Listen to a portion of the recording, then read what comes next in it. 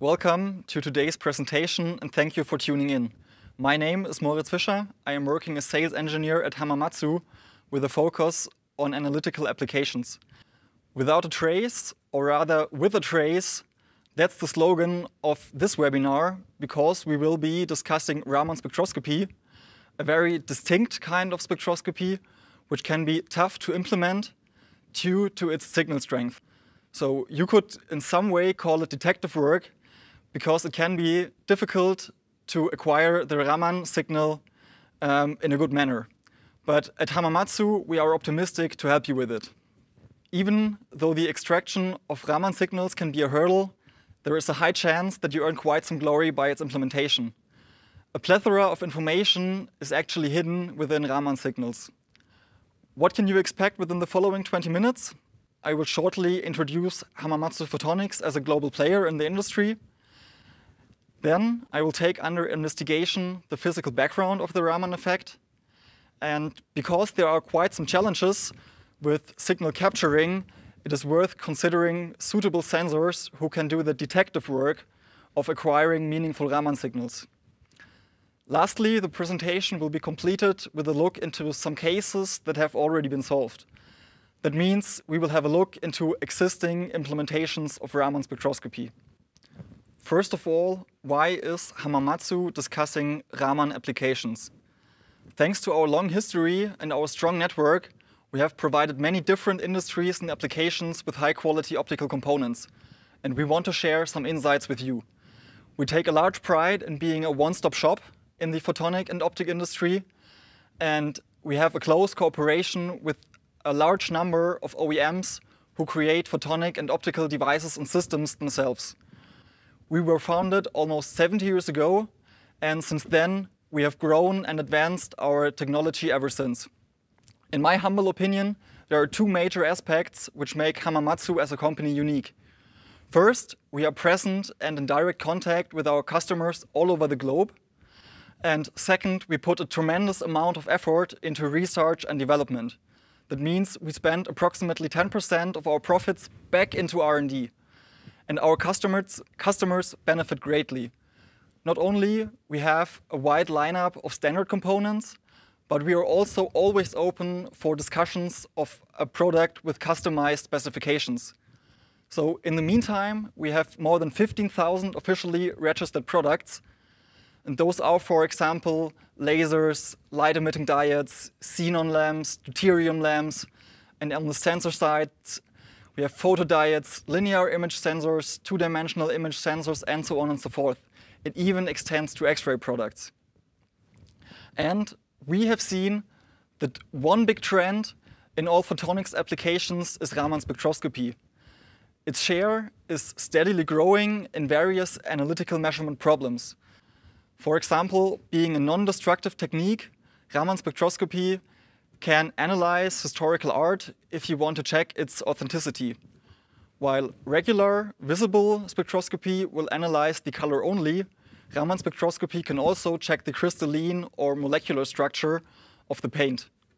In a similar manner, Raman spectroscopy is an excellent tool to check crystalline samples, for example in relation to semiconductor materials. Lastly, Raman spectroscopy can also be a great tool in the chemical and pharmaceutical industry because it is a point-and-shoot technique without the requirement of sample pretreatment. Those examples were just to name a few. So, as you can imagine, Raman spectroscopy can be a powerful and non-destructive analysis technique with a variety of applications. That is why, in our opinion, you should be familiar with the technique itself. So, let's have a look at the principal mechanics of the underlying Raman effect at first. Just like near-infrared absorption or fluorescence spectroscopy, the Raman effect is based on vibrational modes of the crystal or the molecule under test. Thereby, it is a fingerprint method, which means that specific substances will also have specific spectral signatures. For example, if you have a look at the spectrum of pure methanol, you can see that there are several peaks, which can in turn be attributed to several parts of the molecule. That means if you use appropriate chemometrical methods, you can identify the substance at hand.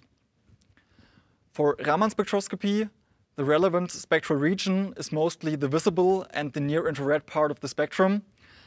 And it is also a little bit distinct compared to other of those techniques, which we will see later on.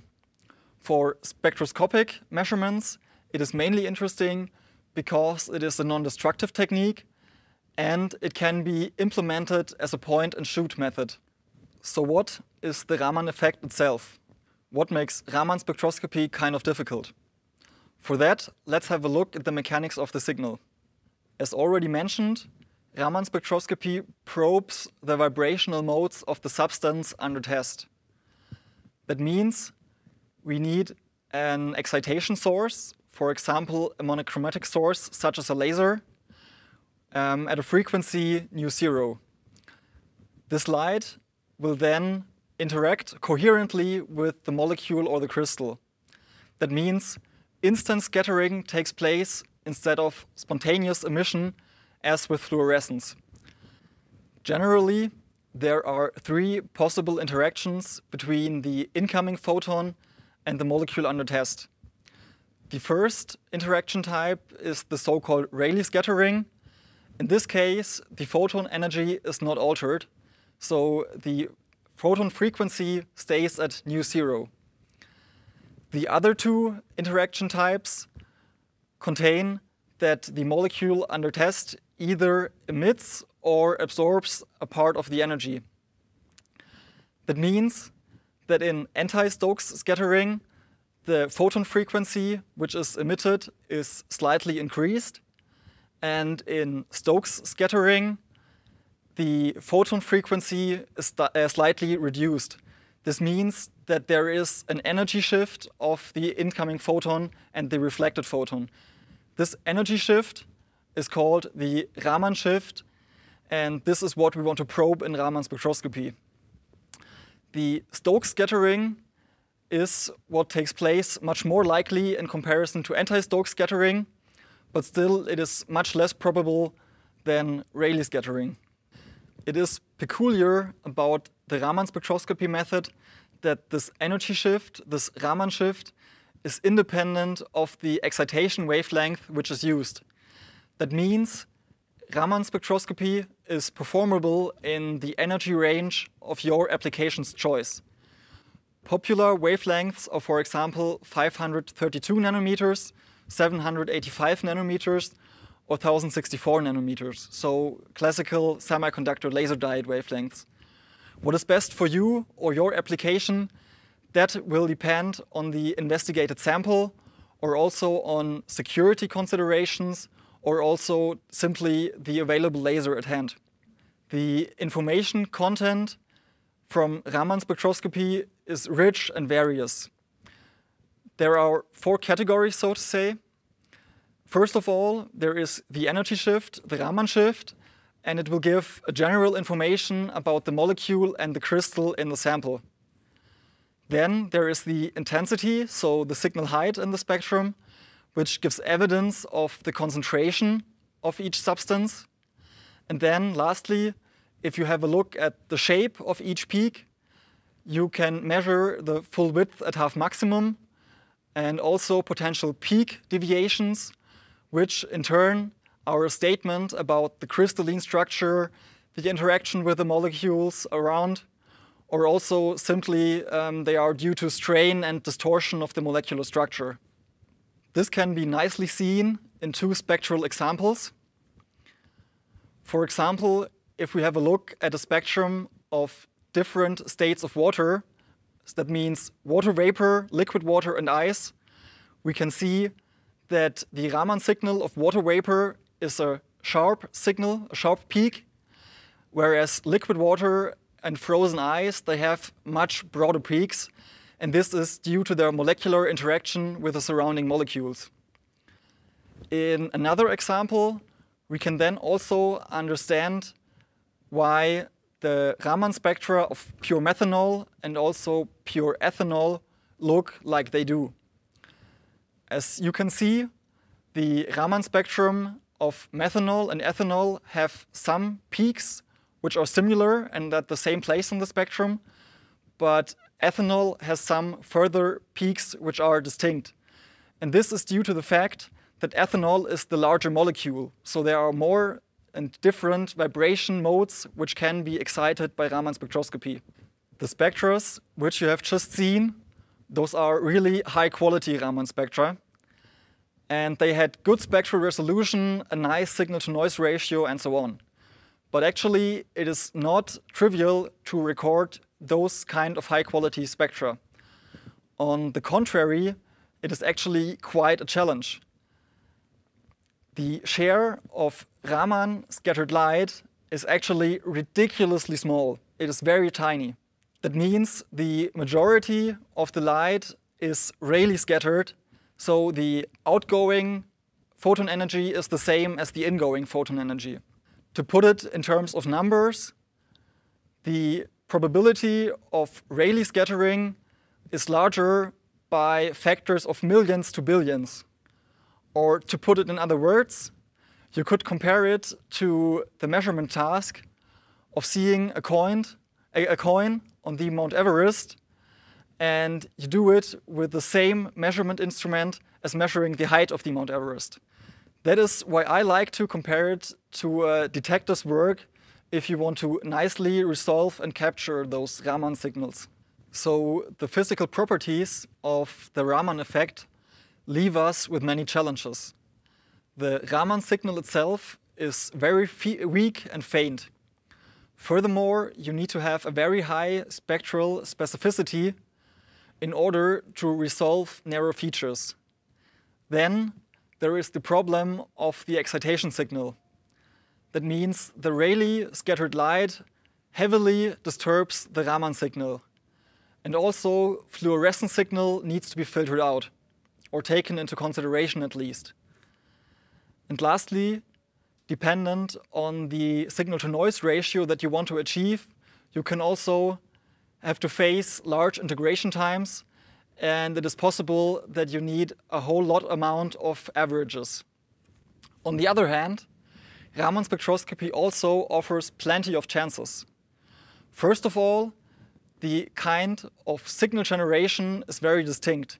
So if absorption or fluorescence spectroscopy do not work out for your measurement task, you can simply try Raman. In addition to those other methods, there is also detailed structural information that you can win with Raman spectroscopy. Furthermore, there is no sample pre-treatment needed.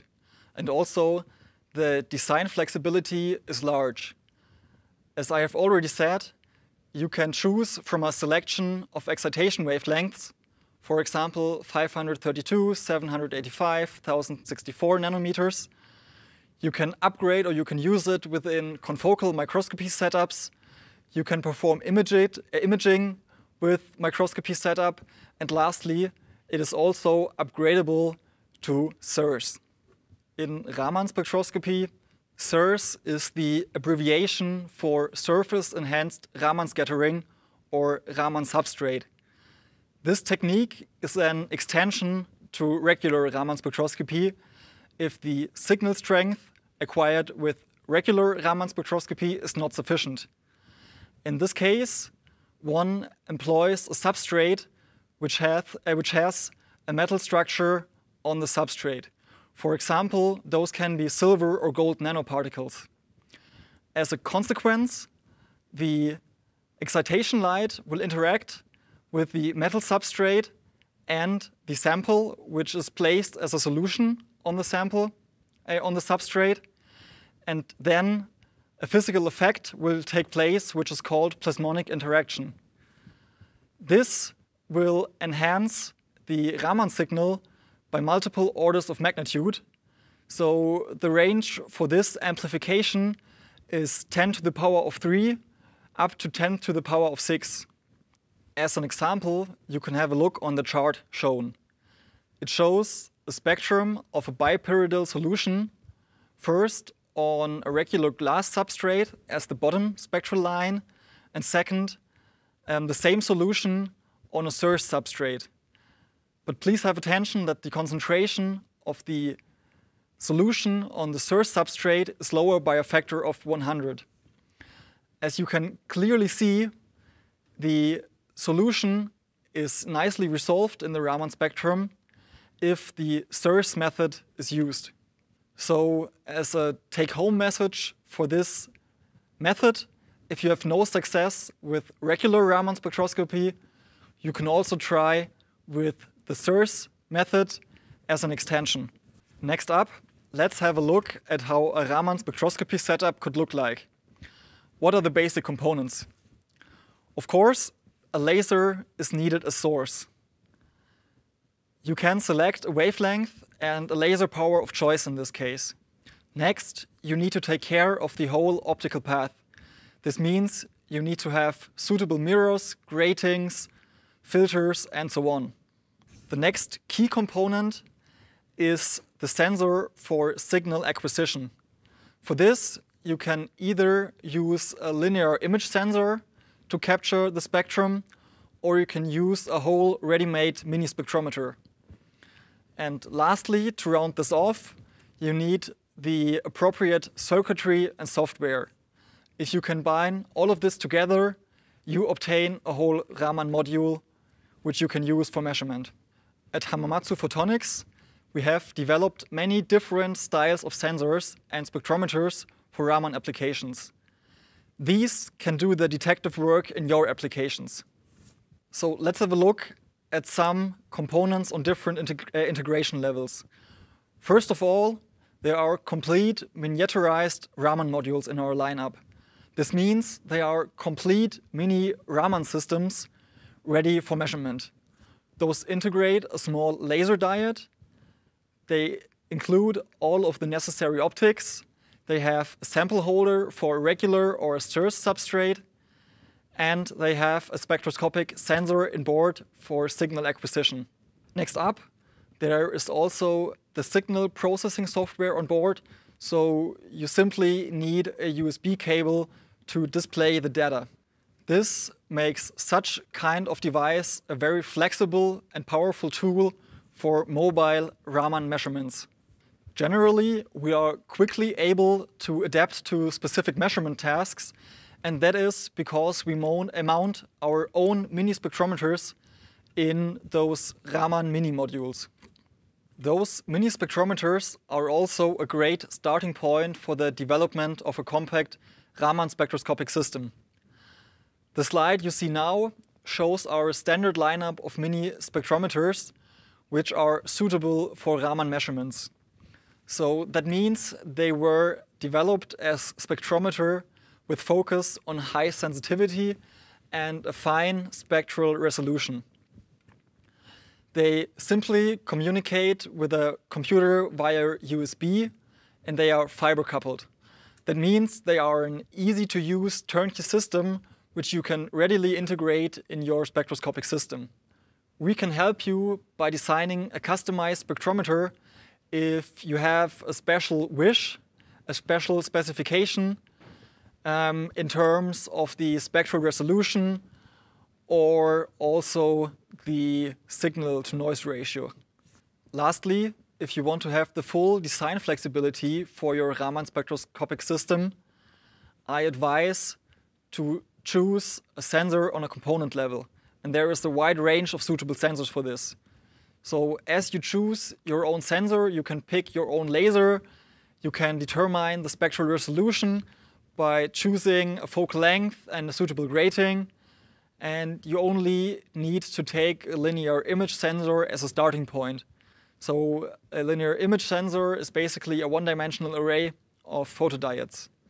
In this case, we recommend to either use a silicon-based CCD device or to use a device based on indium gallium arsenide if your application is meant to be for the near-infrared part of the spectrum. Our sensors have some special features on board dependent on your wishes. Available is, for example, electronic shuttering if you have a high-speed application.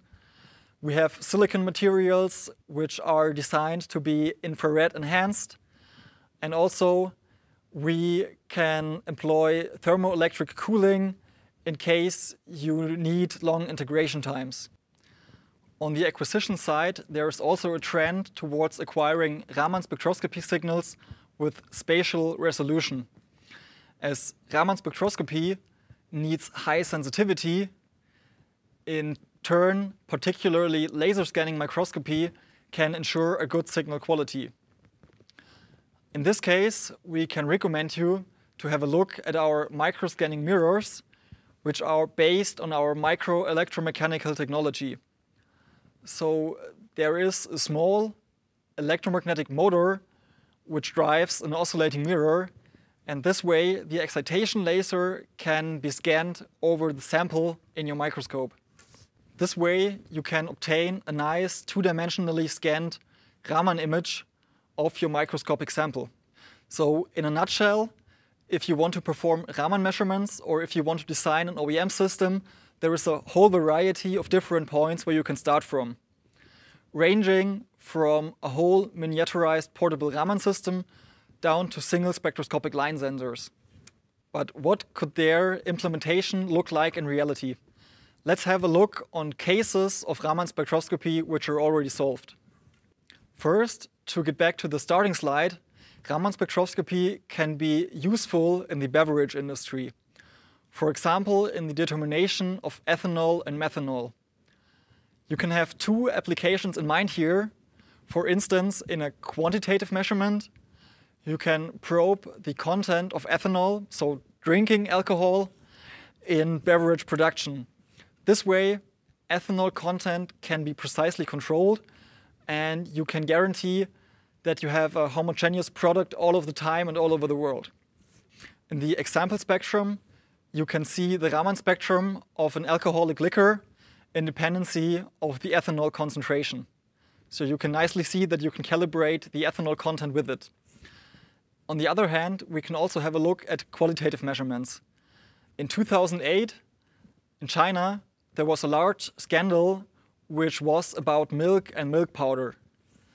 In this context, dairy companies intentionally added melamine, a nitrogen-rich synthetic organic material, to their milk and milk powder products. The reason for this was that the high melamine content fooled you to think that the milk or milk powder had a high overall nitrogen content and hence protein content in laboratory analyses.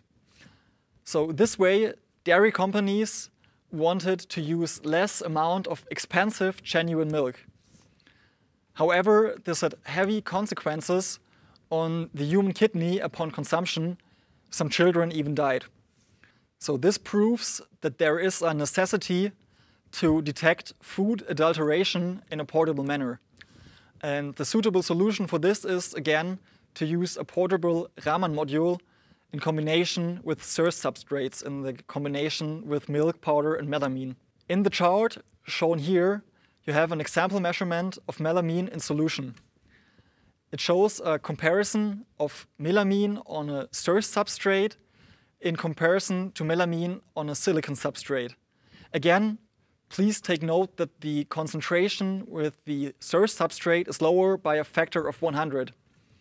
And as you can see in this example, the Raman module with the source substrate can detect the melamine and can hence be a portable device which guarantees the food safety in regard to adulterated milk. But all those were just examples of Raman spectroscopy applications. So there is plenty of more things to discover, and I am sure that more and more suitable implementations will be discovered in the future. In terms of content, I am finished at this point. I hope that this webinar gave you a learning about Raman spectroscopy in general and how you can implement it with some basic sensor components. We think that there is a great potential behind this application, and if you have any questions or any sort of requests, please do not hesitate to get in touch with Hamamatsu or also get in touch with me directly.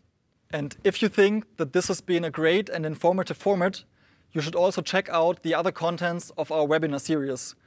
They will deal, for example, with optical water analysis or the measurement of fluorescent signals.